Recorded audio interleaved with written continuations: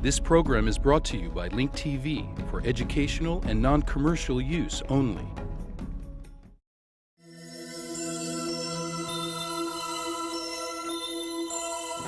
Mosaic, a daily news program from Link TV, presents a selection of news reports from independent and state-controlled broadcasters from throughout the Middle East.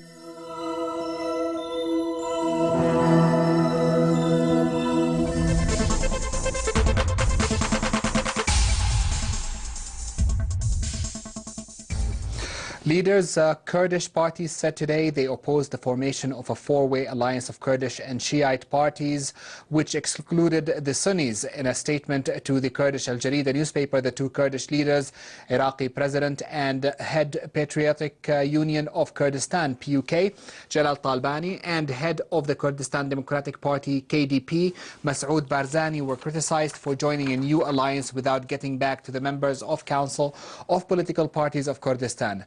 Shiite parties failed in managing the government since late Saddam Hussein was overthrown, Bapir noted. A Kurdish Shiite alliance means that Kurds share all the mistakes and problems occurring in the past years. On Thursday, the heads of the main Shiite and Kurdish parties said they had agreed on the formation of a front of moderate forces. The leaders of Russia, China and four former Soviet Central Asian nations today attended major war games between Russia and China being staged in Russia's Ural Mountains. Presidents Vladimir Putin of Russia and Hu Jintao of China and the leaders of Kyrgyzstan, Tajikistan, Uzbekistan and Kazakhstan witnessed troops and equipment being put through their paces in the Chelyabinsk region. Some 6,000 Russian and Chinese troops, dozens of aircrafts and hundreds of armored vehicles and other heavy weapons were participating in the games, the first such joint drill on Russia's territory. The start of the military exercises came a day after the leaders concluded a summit of the Shanghai Cooperation Organization in the Kyrgyz capital Bishkek. An Afghan district chief and his 3 children were killed and 3 other people wounded in a suicide attack today in southern Afghanistan, officials said. A man with explosives strapped around his body detonated himself in front of the house of Khairuddin Kaka, administrative chief of Zirai district. Sayyid Agha Saqib, provincial police chief, said. Saqib said the attacker killed Kaka, 2 of his sons and his daughter, while 3 civilian passersby were wounded. The bomber was also killed in the attack, which took place on the western outskirts of Kandahar city, Saqib said, adding that it was difficult to identify the nationality of the bomber because his face was badly burned in the explosion.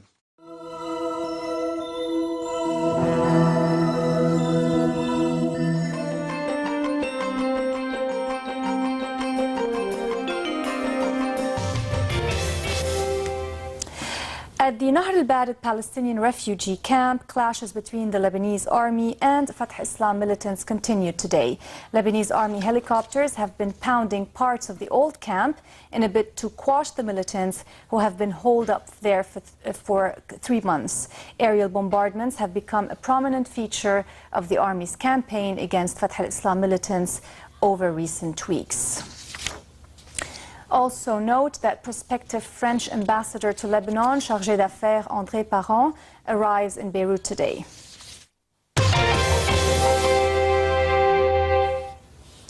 Two female aid workers freed by Afghanistan's Taliban returned home today to South Korea after learning for the first time that 2 fellow captives were killed during the nearly month-long ordeal. 2 South Korean hostages freed from Taliban captivity arrived home today, but 19 of their compatriots remain held by the insurgent group in Afghanistan. The 2 women, Kim Gina, 32, and Kim Kyung-ya, 37, were released earlier this week and had been undergoing medical care in Afghanistan before heading home. After arriving at Incheon International Airport outside Seoul, the 2 stood before a throng of journalists wearing grim expressions. They thanked the Korean government and hoped that the rest of the team's members would return safely. The 2 were being admitted to a military hospital south of Seoul as the government wants to keep them away from the media over concern that what they say could affect negotiations to free the remaining hostages. The women were kidnapped last month with a group of church volunteers in southern Afghanistan. 2 men have since been shot to death by their captors, and 14 women and 5 men are still being held.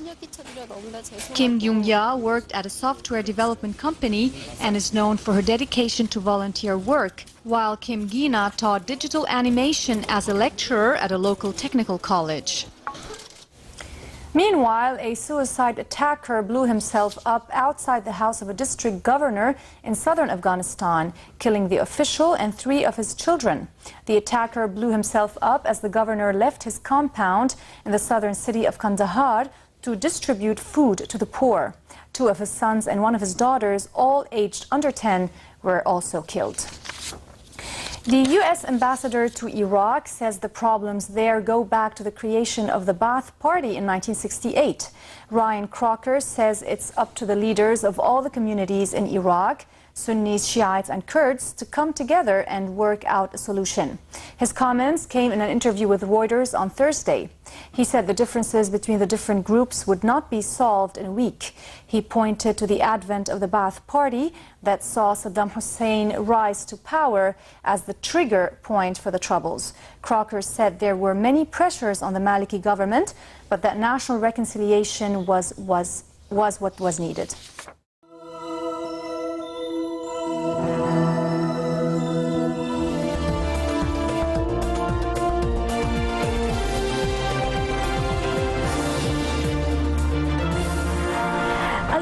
The Lebanese people and politicians are preoccupied with the upcoming presidential elections. Some candidates have officially announced their candidacy, others are waiting for the right moment, and the rest haven't made up their minds yet. In the meantime, the Lebanese policymakers must provide a suitable environment for the next presidential elections, which according to the constitution have to take place in September 2007. Otherwise, a breach in the constitutional schedule may erase whatever hope was left for resolving the political crises that has been shaking Lebanon for the past 9 months. Alia Ibrahim reports from Beirut. Many Lebanese commentators say that the political elite will hold the presidential elections on time to prevent the political crisis from escalating further. Several officials have announced their candidacy. Most of them are from the March 14th coalition, such as parliamentarians Robert Ghanem and Boutros Harb, who have already notified the Speaker of the Parliament, Nabi Berri, of their intentions to run in the presidential election. The ruling majority justifies its desire to win the presidency's office by saying that it will reach a middle ground solution with the opposition. We're all together. The March 14th coalition will nominate its candidates, but of course this is not an attempt to pick a fight with anyone. At the end of the day, all the Lebanese will have to agree on a suitable president. For us, this is non-negotiable. We want the presidential elections to be a healthy experience, and this is why we are showing a desire to negotiate with the opposition, which is a minority in the parliament. The Lebanese opposition has only nominated General Michel Aoun. The main parties of the March 8th coalition, especially Hezbollah and the Amal movement, have not yet officially supported the Aoun candidacy. Parliament Speaker Nabi Berri announced that he will call for a parliamentary session to vote for the next president after the 25th of September. According to the Constitution, the elections must be held in September and the elected president must win at least 2/3 of the parliament. Therefore, the opposition parliament members who control more than 1/3 of the parliament can derail this session by boycotting it. We support the idea that parliamentary decisions must be approved by 2/3 of the parliament. If this principle is honored, then we will attend the parliamentary session. Political observers believe that the ruling majority and the opposition will reach a middle ground solution within the coming few weeks to avoid violating the Constitution. In addition, there is an international and regional desire to hold the elections on time to prevent chaos from occurring in Lebanon. Different Lebanese parties are talking about a middle ground solution that will give a peace of mind to the Lebanese public, which has been living in a constant state of anticipation. However, there are serious doubts that the Lebanese can agree on a middle ground solution because the two sides are not yet willing to make the necessary compromises. Alia Ibrahim, Dubai Television, Beirut.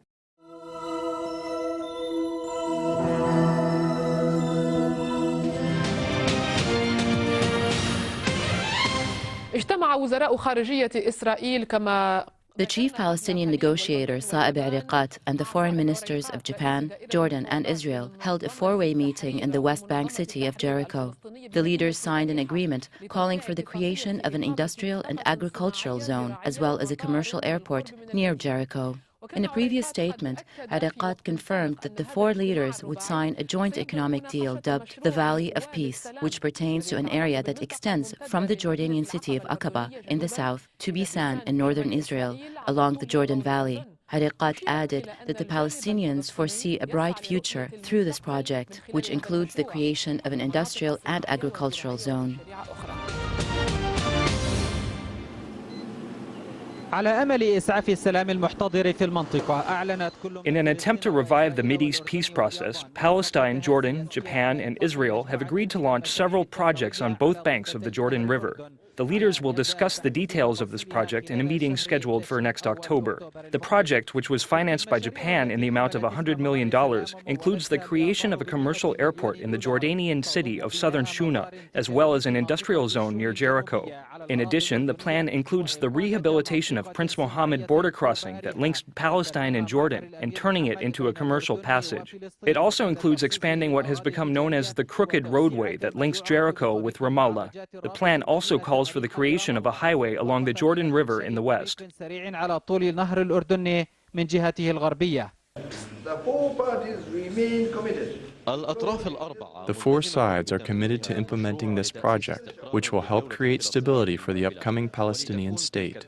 With this, the Palestinians will be able to sustain economic viability, which will help maintain peace in the region. However, a lasting peace in the region requires the creation of a friendly political environment where each side recognizes the other's right to exist. The Israelis and the Palestinians are tired of hearing about peace. They want to feel the peace and see it happen. They want to live side by side, where each nation is living in its own independent state. If the peace prevails, the future will be bright. This initiative demonstrates the genuine will of Japan to be more actively engaged.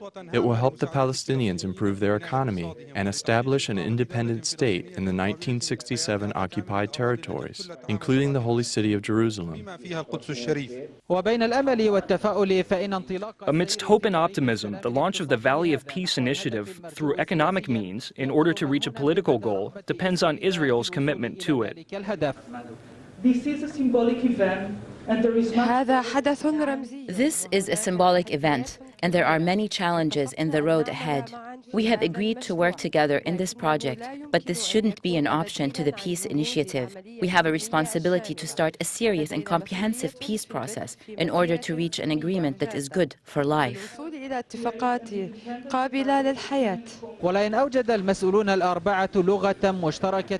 The four officials may have found a common language that will help them specify a timetable for the launch of this project.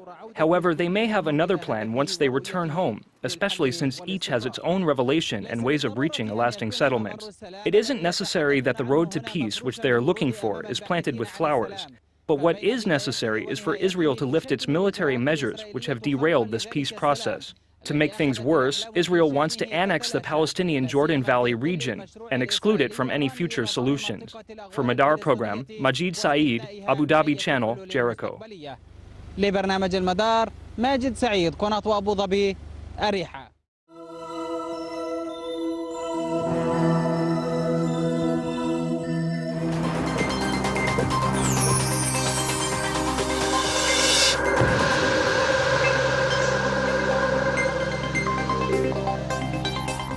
In Gaza, the Right for Citizenship Committee organized a demonstration calling on the Palestinian President Mahmoud Abbas and the internal human rights organizations to work on granting the people of Gaza national ID cards, which would allow them the freedom of movement, travel, and equal rights to other Palestinian citizens.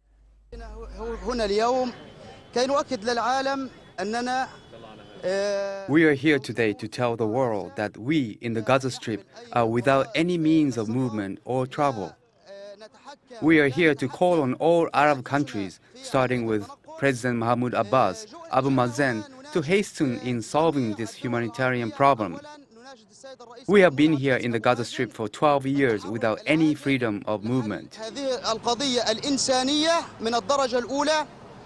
لأننا منذ 12 عام موجودون في قطاع غزة لا نملك أي حرية تحرك أو تنقل.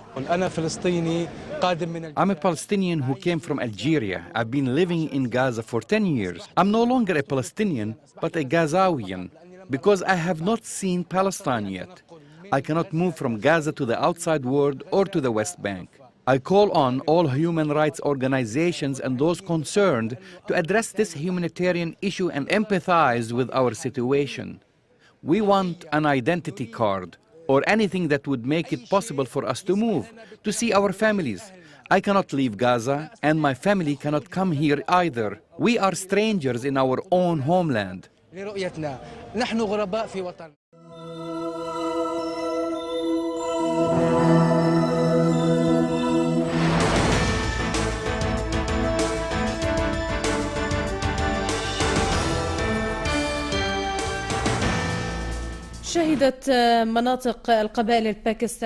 Pakistani tribal areas witnessed tensions between the army and members of the Taliban, during which at least 2 Pakistani soldiers were killed. This came as the U.S. Undersecretary of State Richard Boucher was visiting Pakistan.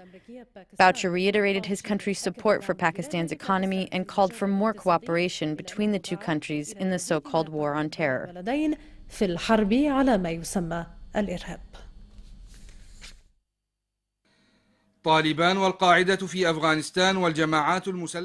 Taliban, Al-Qaeda and armed groups which are being logistically supported in the Pakistani tribal areas bordering Afghanistan have been caught in a tight spot. American forces backed by Afghan forces began a military operation in the Tora Bora areas. On the other side of the borders, the Pakistani government deployed more troops in order to surround and prevent them from infiltrating into Pakistan or getting logistical support from armed fighters there. Closing in on Al-Qaeda, Taliban and affiliated armed groups on both sides of the borders coincided with a visit from the U.S. Undersecretary of State Richard Boucher to Islamabad. He called for cooperation on the so-called war on terror, especially since armed groups have carried out attacks against the Pakistani armed forces, causing major casualties. He also pledged Washington's support for Islamabad in this area. We discussed confronting terrorism in the border areas and suicide operations, as well as the successes of the government in this area. We also reiterated that we will continue to offer economic support to Pakistan. Some see Boucher's visit as a carrot and stick policy, which Washington is using with Islamabad. The visit by U.S. Undersecretary Richard Boucher is aimed at putting more pressure on Pakistan to confront the armed groups in the border areas. This will further increase the tensions in these areas. The political tensions in Pakistan and the approaching date of the presidential elections were discussed by Boucher and Pakistani officials, especially considering the heated political differences between Musharraf and the opposition.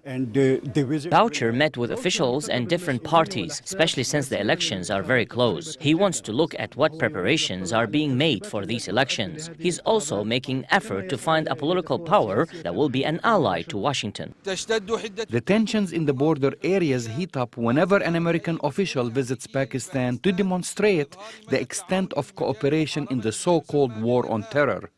Sadiq Bilal, Al-Alam, Islamabad.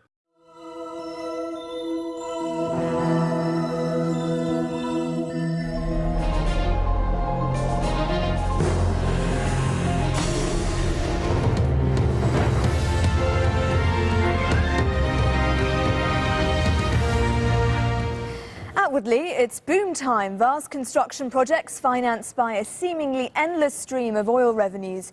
Skyscrapers rise from the desert in cities across the Gulf. But amidst the affluence, there's untold stories of exploitation and poverty.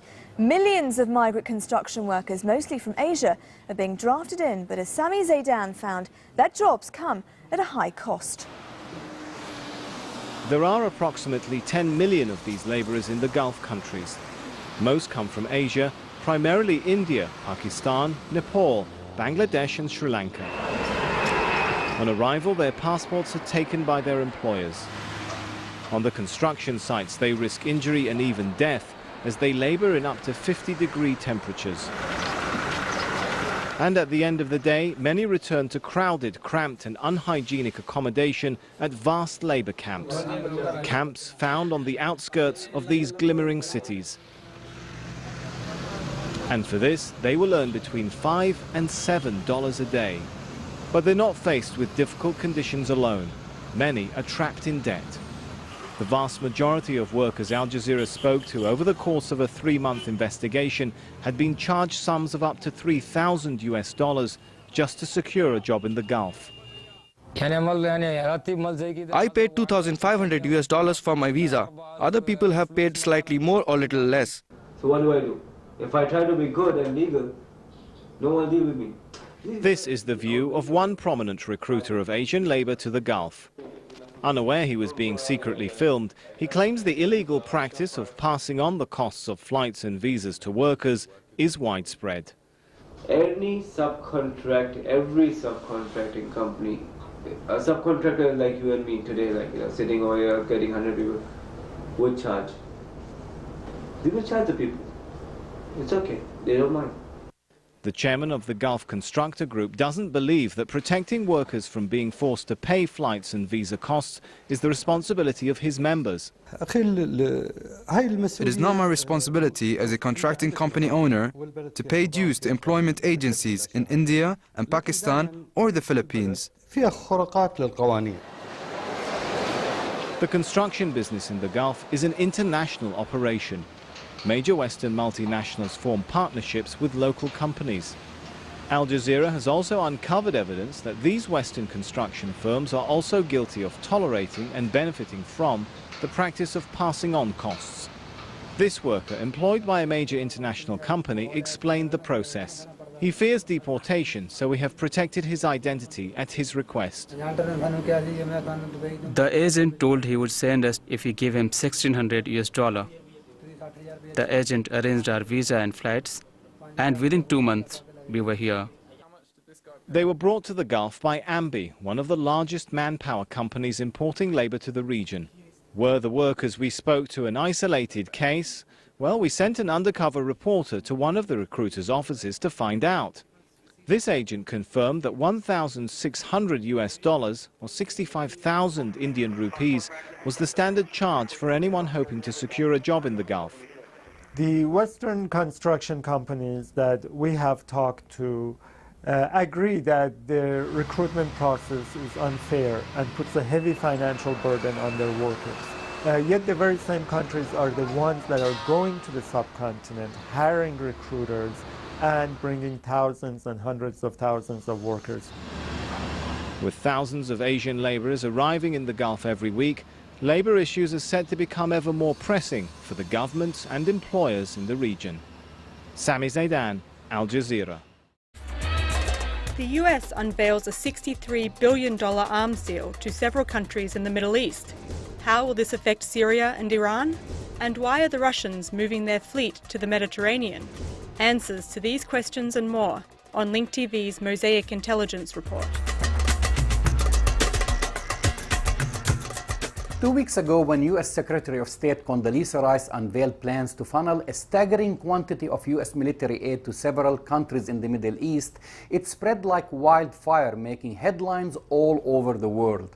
More than $63 billion in arms will be sold or supplied to Israel, Egypt, Saudi Arabia, Jordan, and 5 Persian Gulf states in a bid to counter the negative influences of militant groups such as Al-Qaeda and Hezbollah, as well as arch enemies like Iran and Syria.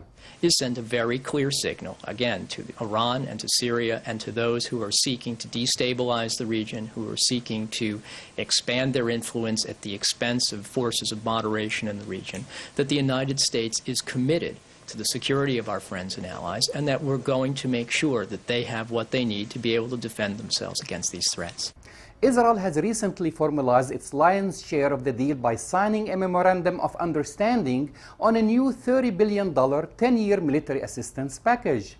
But what did not make major headlines, especially during a week when more than 200 Iraqis were killed, is the news of another military deal in the making between Russia and Syria.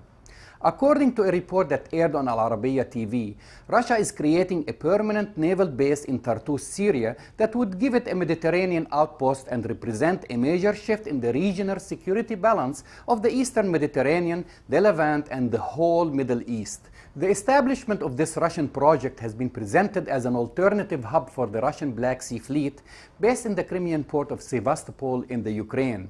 News about the growing Russian activity in the Mediterranean began to spread following a statement by the Russian Navy commander Admiral Vladimir Masurin.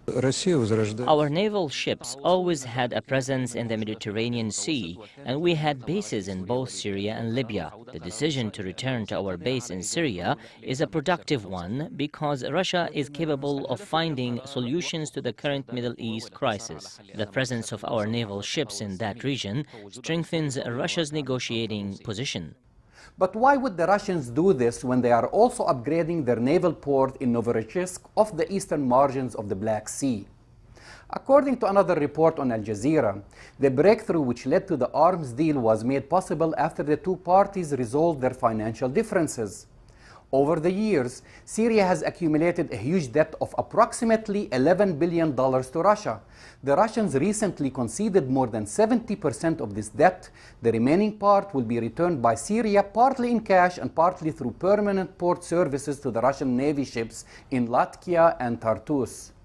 While U.S. naval forces are permanently present in the Mediterranean, up until now, Russian Navy ships have settled for exercises and friendly visits to different countries in the region.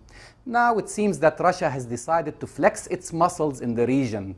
The Russians are back.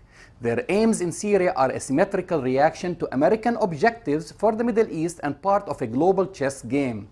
Incidentally, these reports were denied by the Russians and were laughed at by Syria's foreign minister. But then again, Israel and the United States are not amused. I'm Jamal Dajani for the Mosaic Intelligence Report. To learn more about this program or to share your thoughts, visit us at linktv.org.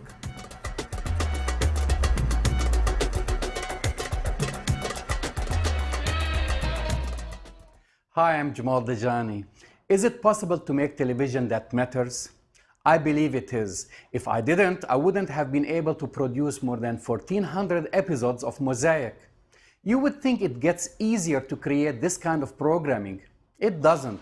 It gets harder each year to cover our costs and keep this kind of program on the air. I'm coming to you today because we've reached a funding crisis with Mosaic. The foundation support that funded us for the past 6 years has ended, so now we are turning to you. We need to raise $200,000 in the next few months to keep Mosaic on the air.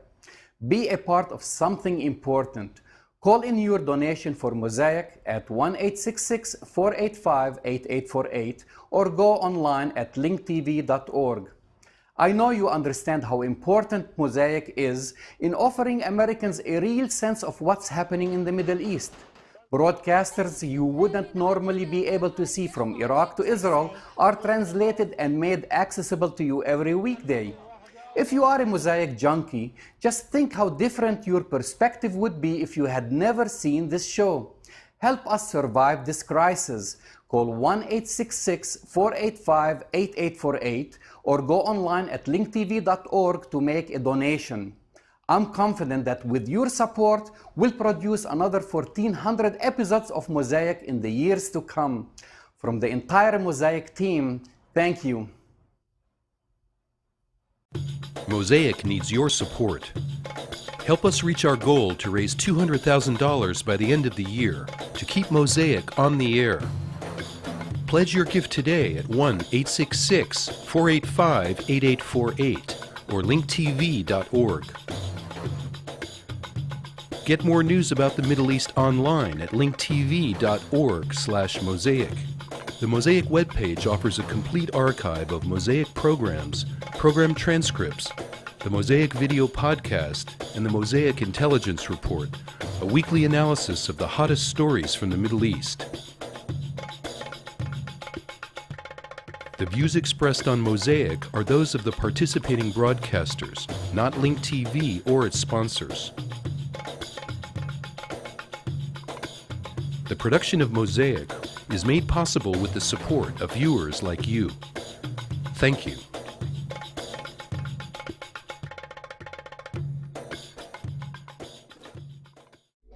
This program was brought to you by Link TV for educational and non-commercial use only. Link TV is the only U.S. television network devoted to global and national news, with uncompromising documentaries and diverse cultural programs. Programs which connect you to the world.